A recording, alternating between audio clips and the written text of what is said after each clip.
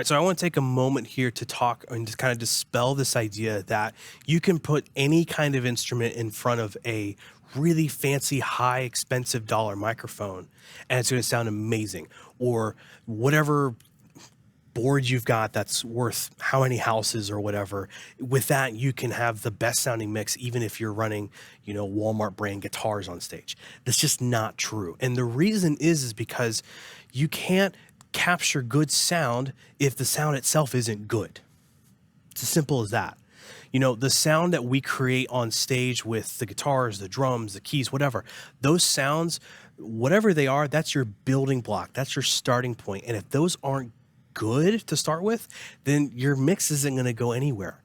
You see, mixing isn't the idea of making something go from bad to good. It's making things go from good to great. So getting a good sound source from the beginning is the right step in the right direction to get the best mix possible. So take, for example, this. Let's say you've got $1,000 guitar and a $1 guitar. I know that probably doesn't exist in this world, but let's just say for the sake of numbers here, $1,000 guitar, $1 guitar. And then we've got a $1,000 microphone and a $1 microphone. What combination is going to sound the best? Well, obviously the $1,000 guitar and the $1,000 microphone, right?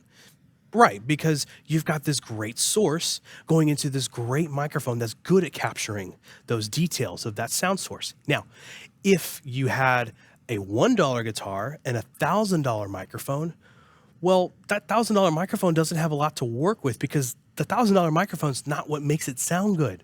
It's the guitar. And if that guitar sounds like a $1 guitar, then what's the point of capturing it in great detail with a $1,000 microphone that's designed to capture in good detail if it's just capturing bad detail? Versus if we have a $1,000 guitar and a $1 mic, well, maybe it's not going to pick up as good as the $1,000 mic.